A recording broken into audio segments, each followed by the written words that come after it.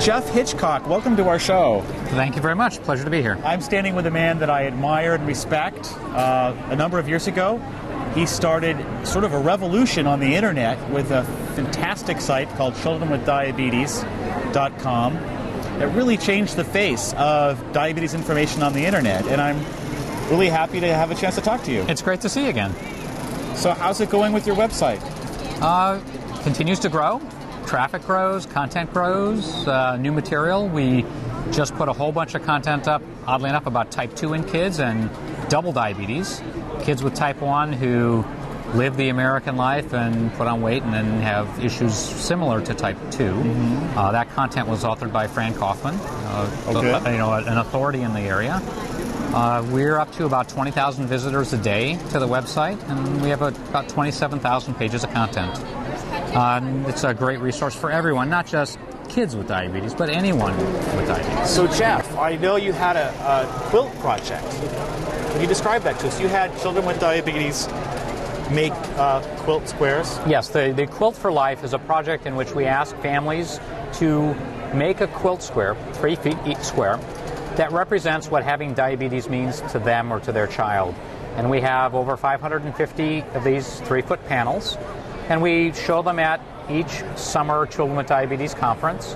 And then earlier this year, in conjunction with the ADA's call to Congress, we set them up on the mall right in front of the U.S. Capitol building under an enormous tent.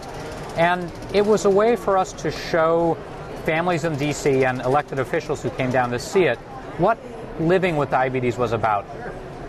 We hear people talk about the epidemic, they talk about large numbers, they speak in very abstract terms, but people don't live in abstract terms. We need to see what it means to individuals, and that's what the Quilt Project is about.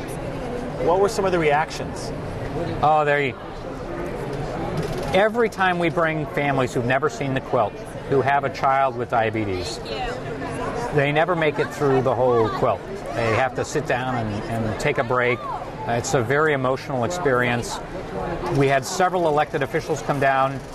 They walked through each panel. They looked. They met people from their congressional district who were there and had invited them.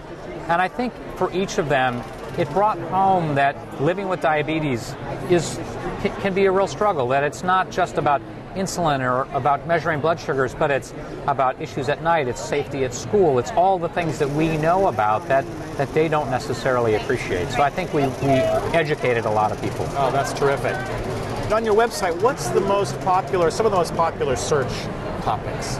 Well, any new innovation in diabetes gets a lot of interest. So people are looking for pump therapy always. They're looking for continuous sensing information.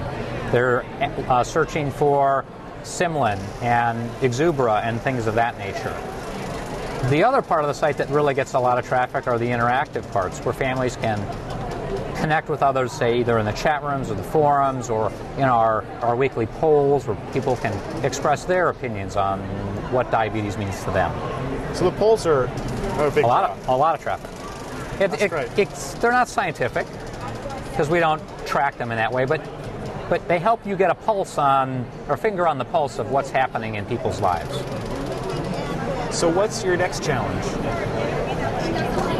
New services you want to offer to people with diabetes? Well, we continually look to offer new things online, but the big challenge that we face is how to top this year's summer conference. We had a rather spectacular group of people attending, both healthcare professionals as faculty and special guests. And we had a surprise at the end of the banquet. Kevin Covey from American Idol came and sang. D-Life brought him. So it was an enormously successful conference. So Laura Bilodeau and I are now trying to figure out what do we do next year when we're back at Disney World. How many people attended this year? We had 2,000 people there for about a week, and next year we always have a little more at Disney World, so we're expecting between 2,200 and 2,500. And we've already had families ask how to register. We haven't even finished the program yet.